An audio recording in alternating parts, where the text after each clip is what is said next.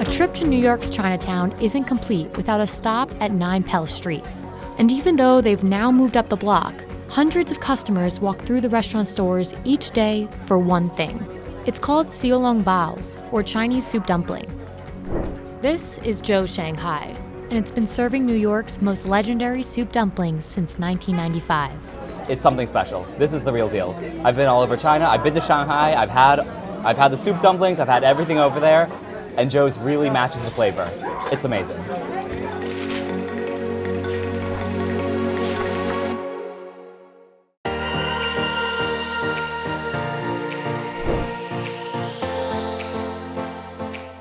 We're on Pell Street in Chinatown today, and we're heading to one of the most iconic restaurants in this part of the city.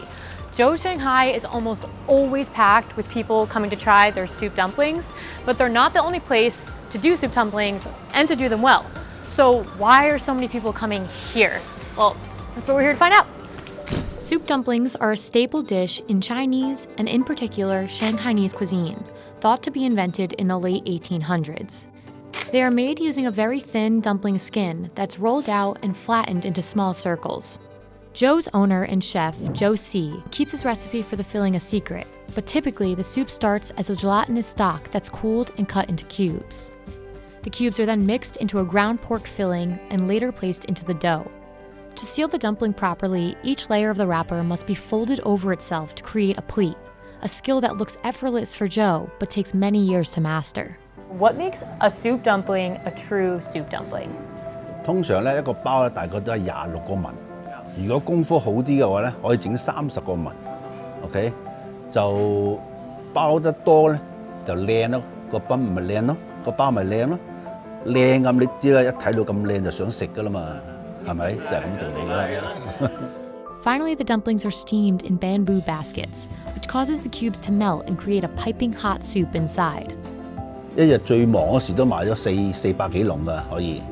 Countless food publications and famous celebrities have raved about the soup dumplings at Joe's for the last 25 years. Joe learned to make Shanghainese cuisine while training to be a chef in Hong Kong. Following his training, he moved to the US and worked in several New York restaurants. 我嚟嗰時都係幫人打工，嗰時呢度都未有小籠包嘅。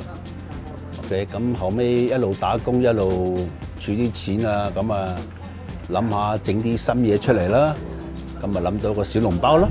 Joe opened his first restaurant in 1995 in Flushing, Queens. His iconic location on Pell Street in Chinatown came just a year later. But for Americans eating it for the first time, it was no easy feat.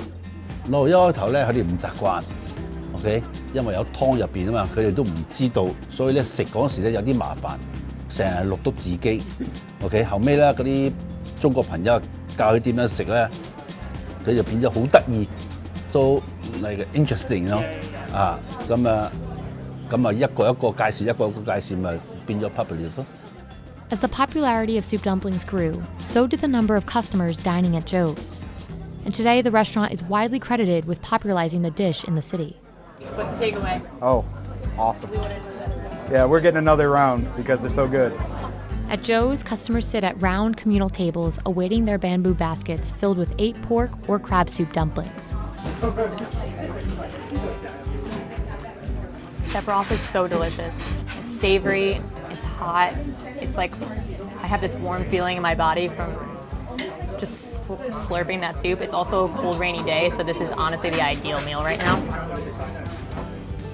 Though many restaurants now specialize in the dish, Joe's is still considered a rite of passage for those looking to try the quintessential soup dumpling of New York City. Well, I'm visiting New York for the first time. I'm from Minnesota, and I have a friend who used to live here, and she said this is the best place in all of Manhattan, and if I go anywhere for lunch or dinner, it has to be here. This is the real deal. I would be happy coming here instead of flying back to China.